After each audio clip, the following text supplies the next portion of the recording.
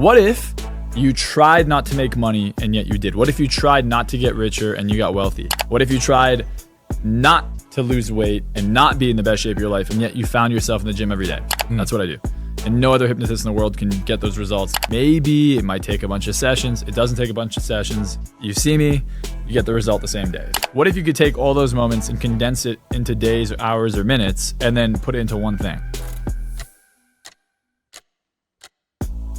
All right, guys, we got Marczell Klein, probably the #1 hypnotist in the world, right? I am. Wow. Yeah, I'm Confidence. for sure. I'm being humble about it. I'm for sure the best hypnotist in the world. There's not even an ounce of doubt. No one in the world can do what I can do with hypnosis. Yeah.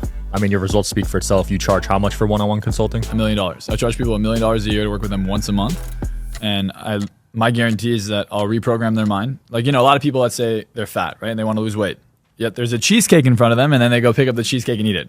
What if you tried not to make money and yet you did? What if you tried not to get richer and you got wealthy? What if you tried not to lose weight and not be in the best shape of your life and yet you found yourself in the gym every day? That's what I do. And no other hypnotist in the world can get those results. I can do it to anybody. It doesn't matter. A lot of hypnotists say not everyone can be hypnotized, or maybe it might take a bunch of sessions. It doesn't take a bunch of sessions. You see me, you get the result the same day. If you can't get the result the same day, at the same time, in the same moment, then you're not good. Crazy. So you're able to penetrate subconsciously? Instantly. Yeah. Dang. Yeah, it doesn't take time. I always say change happens now. A lot of people think it takes years to change, right? But there's a moment you decide to marry someone. There's a moment you decide to start a job. There's a moment you quit your job. There's a moment you decide to go to college. There's a moment you decide this is the path you're going to take. A lot of people take years to get to these moments. What if you could take all those moments and condense it into days or hours or minutes and then put it into one thing, right? And that one thing is an identity. When you decide this is who I am now, all the changes are made in that same moment. All the decisions you make are made in that moment. And suddenly your life and your trajectory, right, for where you're going also completely changes. Wow. When did you realize this? Well, I mean, I've been doing this since I'm 18. I saw my friend get hypnotized. When I was 18 years old, I went to visit him at San Diego State University. Hypnotist calls him up on stage. My friend's a virgin. He's 5'8". And hypnotist goes sleep. My friend knocks out in front of 400 people. He starts dancing on stage, doing ridiculous stuff. I'm like, there's no way this is real, right? And then at the end, he goes, you're super confident. My friend comes off the stage. The prettiest girl in this 400-person auditorium walks by. He puts his hand out, spins her around, kisses her, and loses his virginity to her that night. No. Ends up dating her for 3 months. Now he's a millionaire. He's married. And in 5 minutes, when he was on stage, that hypnotist changed his life. When I saw that, I said, either this is the most ridiculous thing I've ever seen, or I have to go master this. And when I started studying it, I not only uncovered what hypnosis was. A lot of people watching this might be like, I don't believe in hypnosis. I don't really care what people believe in. The facts are the facts. You're hypnotized to be where you're at right now. From age 0 to 8, your brain's in theta. You're programmed to be the way you are. That's why from 0 to 8, you can learn languages, you learn habits. They say your childhood has the biggest impact on your psychology. Everyone agrees with that unanimously. So why? It's because your brain is in a brainwave state called theta. Theta is hypnosis. That's a fact. Every time you go to change, most of the time you're in beta, you're in a different brainwave frequency. So when people want to make a permanent change, you can't change in the state that you're not programmed in. You're not being programmed in beta. So if you want to make a change, why not go into the same exact state you were in when you were being programmed in your childhood? And that's exactly what I do. So I show people how to go into that state, how to make an instantaneous change. And you might say, well, I don't believe I could change quickly. Well, if you got in a car accident or you went through something super traumatic, instantly there's a new neural pathway in the amygdala. So when you go through a trauma response, normally it takes 6 to 8 months to have a brand new pathway in the brain, a new neural pathway. Unless you're traumatized. When you're traumatized, there's an instantaneous change in the brain, like a physiological change in the brain. However, when someone says, hey, I can't instantly stop smoking, there were at least 10 years of your life, 15, 20 years of your life where you didn't touch a cigarette or a vape or weed. So those pathways exist. The thing is, a lot of people don't realize that they grew up confident and lost it, or they had this self-belief and then adopted new bad habits or new limiting beliefs. So whatever can be learned can be unlearned. Whatever someone has in their mind can easily change. And for those of you watching, if you ever want to make more money, you want to do more, you want to be better, the only thing you have to do is change your mindset. When you change your mindset, you change your actions, you change your decisions, you work harder, you think smarter, you see opportunities, you take advantage of opportunities. Whereas most people sit there, think for years and years and years, try to make it perfect and never take any action. If you don't take action, you don't get results. I always say, not taking action is an action. Right. So, wow, that's interesting. So do you think a lot of people have limiting beliefs? I think most people live in a limited paradigm where they think they have to work a 9 to 5. They go down the assembly line, they go to high school, they get their degree, college degree, they go on a job, and then They retire broke, poor, sad, depressed. They have a miserable relationship. All right, guys, shout out to LinkedIn, today's sponsor. As a B2B marketer, you know how noisy the ad space can be. If your message isn't targeted to the right audience, it just disappears into the noise. Luckily, with LinkedIn ads, you could precisely reach the professionals who are more likely to find your ad relevant. With LinkedIn's targeting capabilities, you can reach them by job title, industry, company, and more. Stand out with LinkedIn ads and start converting your B2B audience into high-quality leads today. LinkedIn ads allows you to build the right relationships, drive results, and reach your customers in a respectful environment. You'll have direct access and build relationships with decision makers. There's over 1 billion members on their platform, 180 million senior level executives and 10 million C-level executives. You'll be able to drive results with targeting and measurement tools built specifically for B2B. In technology, LinkedIn generated 2 to 5x higher return on ad spend than other social media platforms. You'll work with a partner who respects the B2B world you operate in. 79% of their content marketers said LinkedIn produces the best results for paid media. Me personally, I've found some great podcast guests, and it's been an incredible platform for finding out new information. Start converting your B2B audience into high quality leads today. We'll even give you a $100 credit on your next campaign. Go to linkedin.com/social to claim your credit. That's linkedin.com/social. Terms and conditions apply. LinkedIn, the place to be. And they settle. So their standards are lower because they don't know what's possible. And if anyone watching this really wants to know what's possible is anything you set your mind to. I think you can have all the money in the world. I think you can have the most incredible relationship. You can really have love. You can be healthy. You can have all the above. It just, you have to believe it. You know? And if you don't believe it, you're not going to get it. I always tell people, you have a winning lottery ticket. But if you don't believe you do, you're never going to cash it in. The winning lottery ticket is your dream. You just have to be willing to do whatever it takes to cash it in. If someone knew they had a winning lottery ticket for $500 million, they'd walk on broken glass, they'd fly across the world, they'd do whatever it took to cash it in. But the same way you believe in that winning lottery ticket, what if you believed in your dreams? You would do whatever it takes to cash it in. I mean, look at you. Before we started the podcast, you were telling me that for the first 6 months of this podcast, you were funding it on your own, you were grinding to make it work, and here you are. You have probably, the number 1 podcast in the world right now? It's big. Yeah. It's big. And it's continuously growing. So I always tell people, if you want to succeed, you have to believe in yourself, and you have to take action on it, or you're never going to get the result you're looking for. Yeah. It's almost like you beat the game of life. I think if you master your mind, you beat life. Like if you don't master your mind, then there's nothing you can do. You cannot change your environment, but you can change your mindset and how you react to your environment. At the end of the day, I believe it's not, hey, when I make the money, when I become famous, when I get everything, then my confidence increases. Right. I think it's when my confidence increases and my mindset changes, everything around me starts to change. I love that approach because that's like the opposite advice people give. People say confidence comes from success, but you're saying it can come earlier. Well, if your confidence comes from success and you're not successful, you're not going to be confident. If your confidence comes from other people liking you and you walk into a room and people don't like you, you're not going to be confident. If you want to really be confident, you have to be confident in who you are. Who do you believe you are? What do you believe you're capable of? I remember when I started, even my closest friends, everyone was like, "What are you doing?" I bet. You're an idiot. And no one believed in me. I remember in high school, no one believed in me there. I had so many people that doubted me, but I never doubted myself, which is why I'm sitting here and doing what I'm doing. I think a lot of people doubt themselves because they believe what other people tell them. And if other people tell you that, it's because you rely on what other people think or what other people say for your own beliefs. I like to form my own thoughts, my own opinions, my own beliefs, which then allows me, in my opinion, to have a more productive life. I can actually create what I want rather than let other people influence my mindset. Most people have negative intentions. When they tell you something, they're not telling you something that's going to help you move forward. They're telling you things that keep you limited and held back. Yeah, this could probably help in dating too. Oh yeah, I mean, I started off my career in dating. Oh yeah? Yeah. You were a dating coach? Yeah, so when I was 15, I had no confidence. My biggest fear was to approach a girl. Yeah. And I remember I had braces on, I'm like skinny, I had a buzz cut, and I walk up to a girl. I'm at the mall for like 8 hours, and I was with a friend of mine. I kept making excuses. Oh, I can't go up to this girl because of this, or she's in the store, she's with friends. Finally, the mall's about to close, and I realized I'm just being a So I walk up to this girl, she's with 2 other girls, and I said, hey, I think you're really pretty, what's your number? And she laughed at me, her friends laughed at me, and they walked away. And in that exact moment, I became confident. Wow. Because my biggest fear was rejection, and that was the worst rejection to date that I probably ever had. And I immediately walk up to another girl. I was 15, and this girl's 24. I say, hey, what's your number? She goes, I have a boyfriend. I'm like, so what is it? She gave me your number. Now, I didn't care about the girl. I actually didn't even sleep with a girl till I was 17. The goal and the intent was never to go sleep with women. The goal was just to build up my confidence because my biggest fear was getting rejected by them. So I'd go to the mall every single day for months at a time. Especially from that moment. Every day I was in the mall from morning to night. Second day open until they closed. And I would just walk up to everyone I saw and I would just be like, hey, what's your number? Cool. Like, let's hang out, talk to girls, talk to guys, talk to everyone I could. And then I got really good at selling. So I'd walk up to people and I'd candidly start a conversation like, oh, where are you from? Cool, what do you do? And then what are they going to ask me?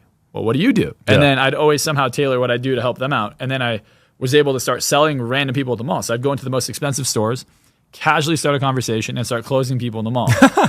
So I built my confidence up pretty quickly just by going up to people and doing these things, because it gave me a lot more control over what I wanted. I wanted money? Cool, let's go to the mall for an hour. Right. I'll make a few $1,000s. Damn. You know, I wanted a date? Let's go to the mall for an hour. You know, I'll get a date. So I kind of learned how to approach people in that way. And then eventually I learned marketing. I kind of did everything the hard way because I didn't know there was a way to just run ads or what I do now. So you were kind of doing hypnosis early before you even knew. Yeah, hypnosis is really just a focused state of attention. If you can get someone's attention, you're already putting them in a trance. If you can now shift their attention and influence them. I wouldn't even use the word hypnosis. I would just say influence. Yeah. I was influencing people early on and then started studying this. But the main reason I learned hypnosis is because I wanted someone to come to me at a seminar and in seconds snap my fingers and give them confidence. You know, I've had people trembling. Their legs are shaking on stage. I snap my fingers and they're as charismatic and as confident as I am on stage. Wow. And they're speaking, like, fear of public speaking, number one fear in the world, by the way, gone in 30 seconds. Damn. I have people with stutters their whole life. They come on stage, and I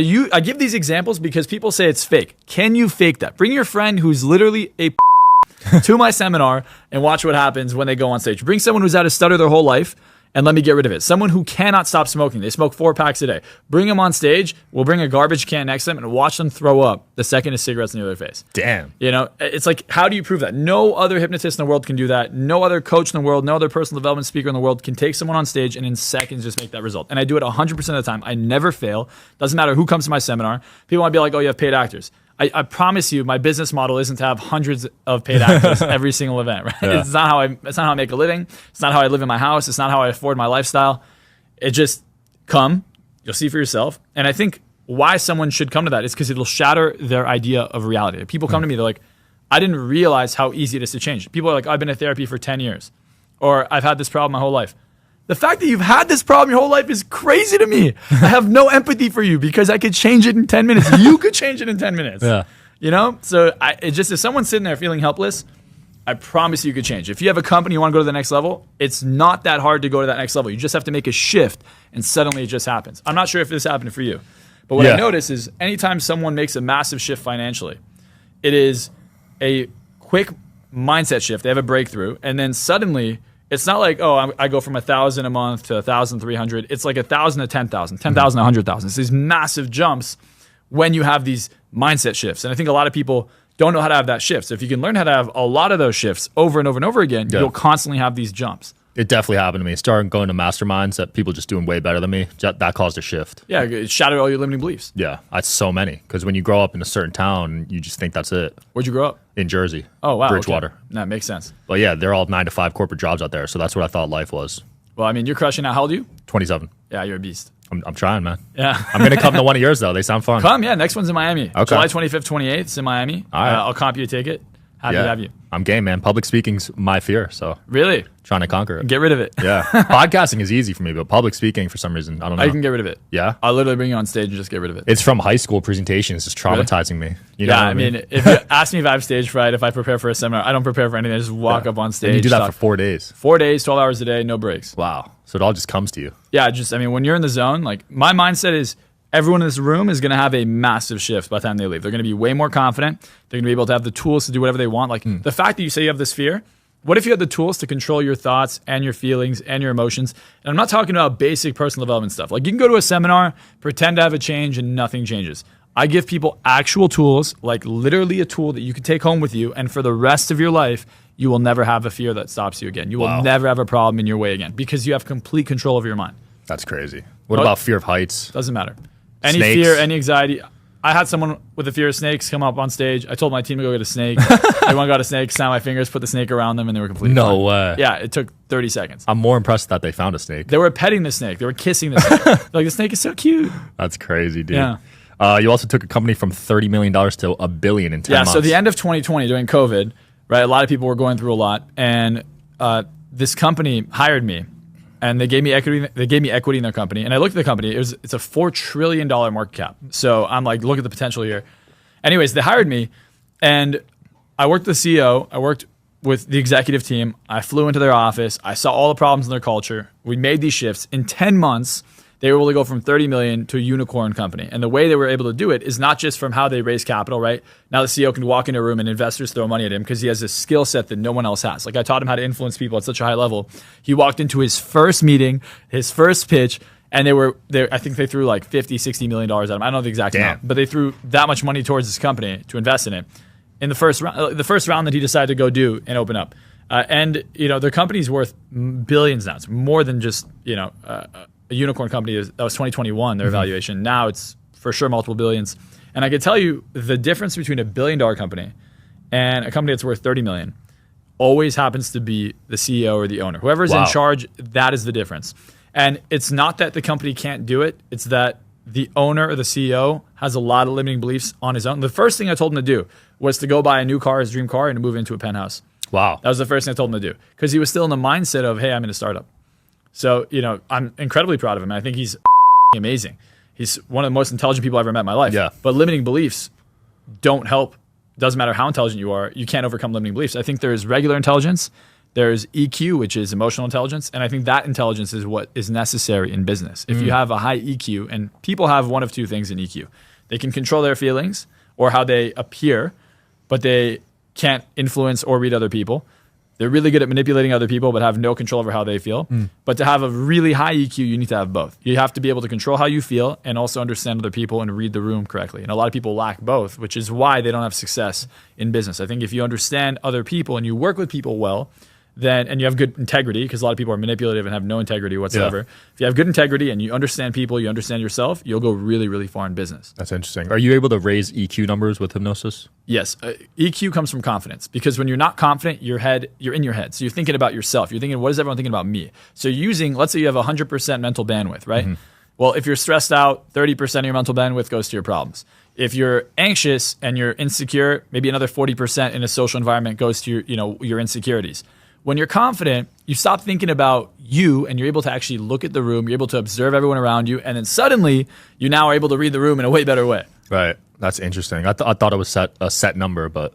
No, it's set if you don't change. Right. Because IQ you can't raise, right? I mean, I think you can. I think confidence allows you to tap into parts of the brain that normally you can't tap into. Wow. So there are studies done with chimpanzees, and they found that the alpha male has 2 to 3 times as much testosterone as all the other males in the tribe. Whoa. And it also has 2 to 3 times as much oxytocin as the eldest female. Now, why that's interesting is because most people would argue that the chimpanzee in the study, and bonobos, they did with bonobos as well, they took their blood, they might argue that the chimpanzee had the testosterone, which is why it became the alpha male. But they found that even a chimpanzee with low testosterone, who then became the alpha male, then had the testosterone increase immediately. So his status psychologically unlocked different parts of his body and his biochemistry, changed him entirely, and allowed him to tap into different chemicals in his brain. So those of you struggling with low testosterone, just by increasing your confidence, your testosterone level will skyrocket. Wow. When confidence level is low, it also means you have high cortisol, you have high stress, which is automatically a testosterone killer. So by increasing your level of confidence, your testosterone should skyrocket. My testosterone's 1100, 20 natural. I don't take any supplements. I don't take any testosterone. I will not do drugs in my life. I only drink out of glass, right? So at the end of the day, I think that if you have the confidence, your testosterone will go up. And if you don't have confidence, I don't care how much you do, your testosterone is not going to come up. Now, you can inject testosterone into your body, sure, or you could just work on your mindset and see where your baseline will actually be. I think people just are so lazy, they want the easy out rather than doing the work. The work isn't that hard. Like I said, you could change in seconds.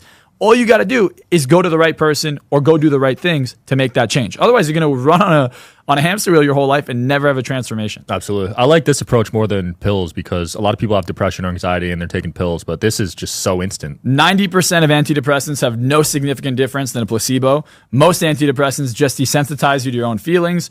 And if anything, you now start the antidepressant.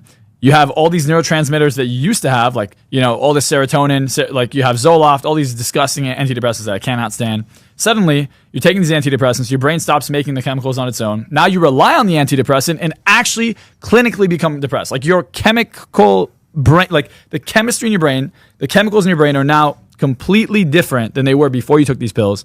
And you're going to withdraw when you come off them. You're going to actually be depressed when you come off them. And it could potentially permanently alter the way your brain works. Whereas all these people sitting there like, oh, I need antidepressants.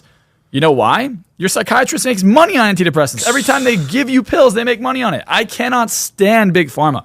I think most of them, again, their medication is designed to make money. It's a business. So anything that makes them money and continues to make them money is obviously what they want. If you look at the culture right now, mental health crisis, all-time depression rate, all-time rate, all-time drug overdose rate. Why? Because all-time high profits. You know? So I can't stand depression. And people sit there and like, oh, you know, well, I'm actually depressed. I can't get out of it. No, you're just too lazy to get out of it. You don't know how to change your mindset. The problem with depression isn't that you can't change. The problem is you've been conditioned to think and been rewarded for being depressed. The culture has changed. It's gone from, hey, let's have the American dream to the American victim, right? Let's be a victim. I think being a victim is like, if you're a victim, you're saying, hey, I have no control over my life. So therefore, there you go, I'm a victim. Well, if you want to have control of your life, you got to stop blaming everyone else around you and take accountability. Okay, hey, I'm not doing well. How do I change so I could change my life? I could change my environment. I truly believe anyone can have whatever they want. I truly believe that. Yeah. And I think that if you sit there and you're in a negative state or you're depressed, you're never going to move forward. You're never going to get what you want. And people have to make a shift in their mind or they're never going to get the results they're looking for. Do you believe depression's a choice? 100% it's a choice. Now, you may not think it's a choice. People may not be aware that it's a choice, but you don't have to stay depressed. We've all felt depressed. Everyone gets sad. Everyone feels depressed sometimes. But do you have to stay there? Do you have to live there? Some people resonate with depression. They like it. They like the attention they get. They like the sympathy they get. They like when other people come, oh, why are you sad? What happens when, here's a great example. I don't know if you ever had this. Someone you love is crying. You go, what's wrong? Do they stop crying? They start crying more because you just rewarded the behavior. So now they double down on it because they're getting what they want, which is attention or love. Right. When I see someone depressed, and this sounds controversial, you know, I tell people, I'm like, yo, if you're depressed, go home. Get out. Like, get the away from me. I had a girlfriend. She was living with me. And I walk into my room. I'm living in a great mansion. She's having the most amazing experience. We're going out, we're traveling, I'm giving her all the love in the world, and she's just depressed for no reason. So I'm like, is everything okay? She goes, yeah. I'm like, did anyone die? She goes, no. I'm like, and what are you upset about? She's like, I don't know. I'm just upset. And I'm like, okay, well, get out of my room. And when you feel better, come back. And if you don't feel better, then don't come back. Wow. And 9 months later, she had zero depression. I mean, she had no depression the rest of the relationship, but for 9 months when I was with her, until I broke up with her, there was no depression, none whatsoever. She was happy the entire time. I had people come up on stage like, I'm depressed. Okay. Like, what do you want? You want a cookie? Like, what do you want? You know, and I train them in the environment to show them that depression isn't the right strategy. When a baby cries, what happens? You give it love. Yeah. So you can evolve and learn how to have more emotions, more tools in the toolbox, or you could stay depressed. And I think a lot of people don't know how to get out of that. So they get conditioned to be depressed. They learn from everyone around them or social media, hey, it's good to be depressed. It is not good to be depressed. It is disempowering. And whatever has brainwashed you to be that way, you got to break out of that cycle. Absolutely. Since you're able to read people so well, how tough is dating for you? Dating's hard not because I can't be successful in it. It's hard because my standards are really high. So when I go to be with someone, the number one thing I value is the truth and being honest. If someone can't be honest with me and they're not real with me, I just understand that there's something they're hiding. And if they're hiding something, there's a reason, right? And it could be because of their confidence. It could be because they don't want me to judge them. It could be for a number of things. The main thing I judge people on is honesty, loyalty, and selflessness. I will not date someone selfish. I will not date someone disrespectful, and I will not date someone who lies. So all of those things, if someone doesn't have it, then I will obviously click with them. I'll have a good time with them. Yeah. I also can't stand drama, right? When you're an entrepreneur, you know, I remember I was about to have a seminar, and this company makes $100 million a year. And they're like, hey, we're going to pay you to do like a keynote speech. If you do really well, we'll give you a contract. It was a $3 million a year contract. Yeah. 5 minutes before I go do the speech, my girlfriend at the time starts to fight with me. Damn. And my mindset, like, I was still good, but I was nowhere near where I should have been. And I know I didn't perform the way I should have performed, and I lost the contract. Oh. And I'm like, wow, just because of this. I'm like, I'm never going to have this happen again. I'm never going to have a liability where a girlfriend I'm with doesn't make me feel good. I should be supported. I should, if anything, it should take my stress away, not add more. And a lot of women, even men, right? They like drama. They like problems. I don't like problems. I like to keep everything nice. At my house, my environment's good. My friends, good. Everyone's sober. No one drinks. No one does drugs. No one has drama. Everyone's loving. Everyone's supportive. We don't have jealousy. None of that exists in my environment. None of that is the culture I like to be around. So whenever I see that, I just can't be around it. Same. I don't resonate with it. So dating is tough. It's tough because not everyone can date an entrepreneur. Not everyone can be at that level. And you have to work on yourself to get to that point. Right. Plus you're in LA, which is a tough market for dating. It's a hard market for sure. Because they got celebrities, they got influencers, athletes. Yeah, it's very, very superficial when you look at the people around you and you're like, hey, you value what? You value validation, you value fame, you value money. that's cool. I don't value those things, so I don't need it. Really? You don't value money? I value money, but not for the reason other people value it. People value it because they care about how it makes them look. I don't care about how money makes me look. Like, if I cared about that, all I would do is flash my cars all day. I have 7 cars. I'd flash my mansion all day. I lived in the house I'm in now for 3 years, and I only posted 1 video of it up until this year because now I actually have to do it now for my brand. But I lived in this mansion. The 1 video I posted on it went viral. I got 2 million views. Yeah. And it was a YouTube video, right? So I'm like, okay, well, I never post these things because I do it for me. Like, the cars I get, if I really wanted to show off, I probably would not get the cars I get. I'd probably go get more Lambos. I'd probably get things people know, you know, the typical influencer cars. Yeah. I love cars. Like, I'm a car enthusiast.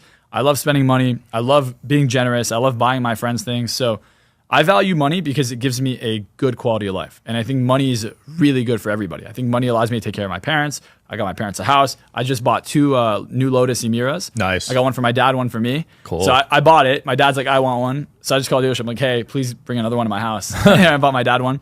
And that's the cheapest car I have in my garage. Yeah. Right? So the whole thing, though, is can you, like, I got my dad a Porsche GT3. I bought myself a GT3. Mm-hmm. You know, the whole thing is when you have money, you can do what you want. If you don't have money, you're restricted because now your time is going to be wasted on work. Right. And I don't want to waste my time working. I want to enjoy my life. Life is short. So time is the most valuable thing in the world. That's the one thing I'll see common across the board for anyone who's super rich.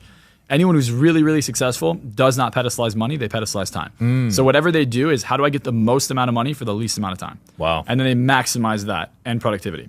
They're not working 50 hours a week or 100 hours a week. They work 3 or 4 hours a week efficiently. The ones who are making less work more. Those who make more work less. You know, Rockefeller has a great quote. He says, those who work all day have no time to make money. Right? So it's true. The more you work, the less time you have to actually make money because the decisions you make are going to be less effective. You're going to go into that rat race or on that hamster wheel. It's kind of ironic, right? Because people think the more you work, the more you make. If you work effectively, so if you take effective action, let's say you put in, you know, an input that produces $10,000 and it takes you 20 minutes. So if you do 10 times that every day, you make 100K. Cool. That's effective. Now, how do you lower the amount of time you do that? Well, maybe you just put 20 minutes in to get $1 million or $100,000, right? So you're trying to lower. I'm always thinking about how do I lower the amount of input for the amount of output, right? You look at a seminar, well, you scale it. You have more people show up to the same room, you make more money. You have, you charge more. You charge 10x what you're charging, you make more money for the same amount of time. So it's really about how do you constantly balance the time and the money at the same time. Absolutely. You hypnotized the Paul brothers? Yeah, so I hypnotized first Logan. So I saw Logan on the side of the street. Yeah. I saw his car, actually. And I stopped my car in front of his. And when he came out of a restaurant, I was like, oh, hey, what's up, Logan? And I just started name dropping people I know he's friends with. Yeah. This is back in 2018.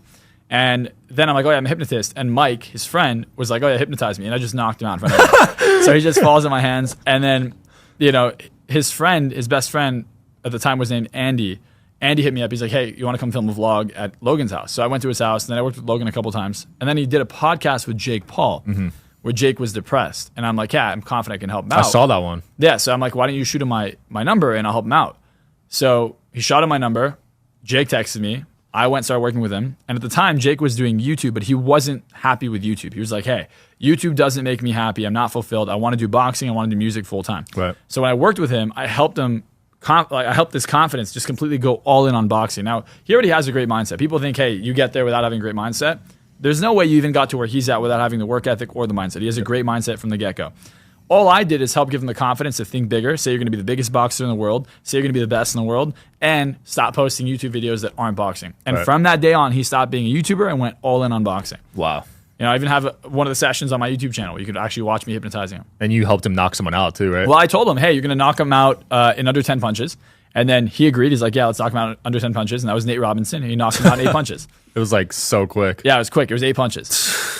That fight was crazy. Yeah, and that's propelled his career, honestly. Yeah, and people think that he's not nice or he doesn't have a great mindset. He's a brilliant marketer. Everyone always falls into his trap. Everything he says is to get attention. He's so smart. He's playing chess with the whole world. I mean, he's incredibly intelligent. His brother also incredibly intelligent. Logan and Jake, super smart guys. They're probably going to be billionaires in a few years. Oh, yeah. You know, it's interesting to see the narrative change on them, too. Because Jake had a lot of hate at first. Well, there's no such thing as bad publicity. You look at Donald Trump, he had a lot of hate, too, and suddenly everyone's now starting to like him again. Right. So publicity is publicity. The more you get, attention can convert into any emotion you want. So as long as you get the attention, eventually you could funnel those things into whatever feeling. Wow. That's good to know. As long as you maintain the attention. Familiarity breeds contempt, but in terms of press, the more someone gets to see you, the more someone gets to know you, the more they get used to you, the more comfortable they are, they get addicted to you, even if they're not aware of it. Oh, you hate Trump? Now Trump's not in your life. You miss him. Right. It's like suddenly, I'll give you an example. If I say something to a girl and she gets mad, or a guy gets mad at a girl, the fact that you got mad means that you like me, right? It means that there must be some attention. I have your attention. Yeah. So if I want, someone says, hey, you, great. I can literally hypnotize that guy. That guy just gave me his full undivided attention. So as long as you have attention, you can influence someone. I love that. So I think press is amazing. Doesn't matter good or bad. Yeah, that's true though. All the girls in high school went for the because it's hypergamy. I mean, they're just going for the highest status male at the time. And, you know, they're not all but, you know, and it's not that women want it's that they want the guy with the most value. And when a woman is young, all her friends will like the guy with the most value. And then she'll be like, oh, everyone likes him. And then suddenly they start competing. It's in their DNA to do that. And they have less emotional intelligence or less control over how they feel when they're younger. They're not even aware of why they feel this way. They just kind of do what they feel. As they get older, they learn, hey, this is wrong. This is good. This is not good. You know, and guys also learn. When guys are young, they're conditioned to think that, hey, the best way to be is to be chivalrous and go give her flowers. And maybe, but once she's earned it, not right off the bat. Like, you know, no simp. Girls. Yeah, don't be a simp. Exactly. You interviewed a mind control government expert. Were you able to influence him? So he's one of my closest friends, actually. His name is Chase Hughes, and you know he's a best-selling author in the space. So anything hypnosis or persuasion, he's a best-selling author and ranked #1 for like the last 5 years in the space. Anyways, Dr. Phil says he's the best in the world at reading behavior. So that interview was a podcast I did publicly, but Chase and I kind of swapped information. So I showed him how to kind of level up financially, and he showed me things that you can't learn anywhere else, like in terms of body language and psychology. So he has been probably one of the most impactful mentors I've ever had, and also one of my really good friends. Inside of the persuasion space, he really helped me kind of go to that next level. I was already really good. He hit me up. He's like, hey, well, I hit him up. I found out how to contact him. But when he met with me, he was telling me, he's like, look, I'm like, only reason I met up with you is because I wanted to see if what you were doing was either fake or you're actually really good. Because what you do looks fake. It's so good, it looks fake. And then obviously you realize that I'm really good. So. No, the space gets a bad rep, the hypnosis space. Because most of them are they do it to control people or control women. They're really weird. They're they're really creepy. They had no power influence, so suddenly they want to learn this stuff to influence people in a negative way. Right. Or they're just really bad and they have no skill set whatsoever. Suddenly you think, oh, just because someone has some certification in front of their name or they're a hypnotist, you go get hypnotized, you don't get the result. Obviously, you're not going to like hypnosis after that. Yeah. If I go to a doctor and a doctor gives me cancer, you know, who knows if he's a good doctor or not, right? Just because, I don't know if you know this, but 90% of doctors give us a different second opinion. Damn. So if you get diagnosed with something and you go to another doctor, 90% of the time, there will be a different second opinion. Yeah. So, you know, what does that even mean? It just means that just because the name doctor is in front of you doesn't mean that you're a good doctor. Yeah. No, I could see that. I just got a blood test done. I sent it to 8 different doctors because I wanted to see what they would say. And every single one was different. Really? Yes. Dave Asprey, Ben Greenfield, like all the top experts. And they all had different advice. And what? Like one guy told me to stop eating meat. The other guy told me to continue eating meat. So what is it? I'm going to try a little bit of both. I don't know. You know, the best way to look at it is just what gives you the best results. Like what makes you feel the best, and then go do blood work, I would say, in 4 or 5, 6 months and see what makes you feel better. Yeah. When you first start learning this stuff, there's something called the Dunning-Kruger effect. And what that is it's ignorance. People think they're smarter than they are and they know more than they know. And in the medical field, we have this ignorance massively. Go into a doctor's office, I'm a doctor, I know everything. Right. Same thing with hypnosis, same thing with psychology. Everybody acts like they know everything. At the end of the day, there's only one metric I look at, and it's the only metric anyone watching this should look at. It's the result. What is the result of the person you're looking at? If you want to get rid of cancer, what's the result of the person that is working with you? How many patients have they worked with where they got rid of cancer? If you want to have a different mindset, complete shift, what's the result of the person you're working with? If you go to a therapist, how many of their clients are no longer depressed, sad, anxious, scared? If you don't know the answer to that, like, I don't care about the one-off testimonial. I care about the 99 out of 100, not the 1 out of 100, because that's what you should base results off of, not the one-off. You know, and a lot of these guys are like, "This is my paradigm. This is how I'm going to interpret your blood work." Bro, it is this way or it's not this way. It's not, you know, it's not up for interpretation. It's black and white. Yeah. What do you think of past life hypnosis therapy? I mean, my honest opinion. Yeah. So there's a book called Many Lives, Many Masters.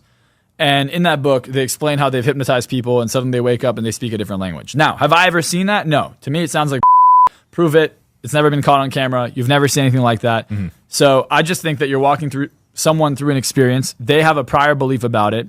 And then you just have them imagine it. And suddenly they tell you a very vivid thing, but it's all imagined. It's all like I can walk you through an experience where you were molested. Doesn't mean it happened. Right. You know, like it just to me is a bunch of but people like it. So, you know, it's their niche. It's their thing. Interesting. I still think it's I tried it. I don't know. It didn't work on me. well, it's just Yeah. just because you're not No, I imagining. couldn't even like think of a story. Like it didn't because work. you're not. That's why. Yeah. There's a certain type of person where this would work on. Yeah, I feel that. I mean, I can make you imagine it. I know how to make it real. I know how to make you believe it. I can make someone who's an atheist religious. I can make someone religious not religious. Really? Yeah, I can make someone gay straight. I can make someone straight gay. No. Yeah. But that wouldn't be permanent. It would just be You like, can make it permanent. I can make someone fall in love with this water bottle. holy Is an emotion. You can copy and paste it to anything. wow. So attraction is just an emotion. A lot of people get confused. Now, there is a genetic factor, but there's also a cultural factor. Look at the Romans and the Greeks. They were bisexual. They'd have orgies with men and women. Spartans would each other when they were at war. The men, Really? Yeah, they were gay. Oh, I didn't They know weren't gay, but they were gay, They didn't right? show that in 300. Yeah, of course not. But, you know, you have a bunch of guys walking around in underwear, and who are they going to sleep with? Their wives are at home. Yeah. It's like prison.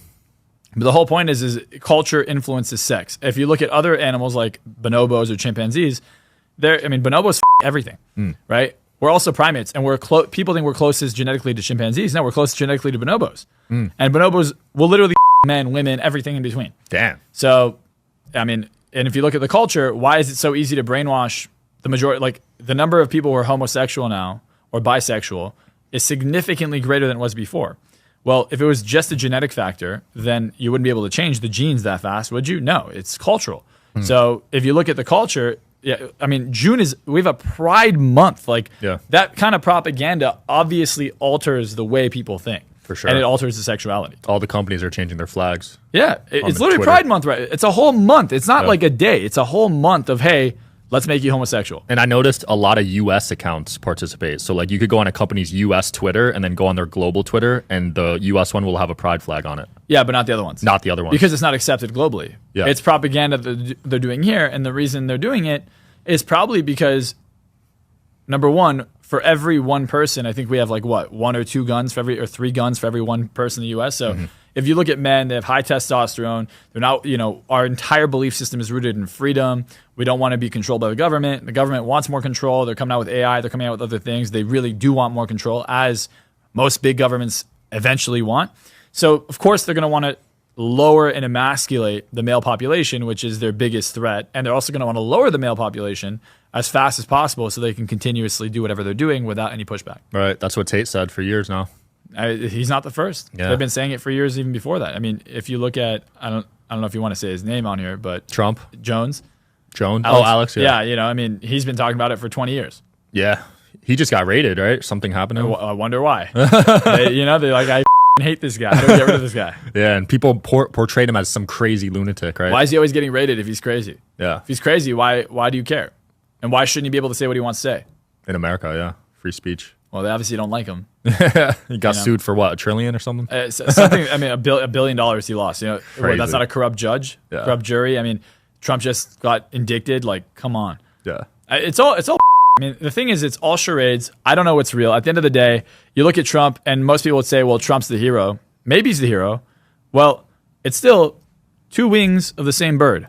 And if you look at this from a psychological perspective, if I was the government and I wanted to get away with a bunch of I would put Joe Biden in, do all our dirty work, put in a bunch of laws that most people don't pay attention to, and then have Trump come in and save the day. And be like, oh, you see? Because he's so opposite, you can't even associate the two. But in reality, they're both part of the same government.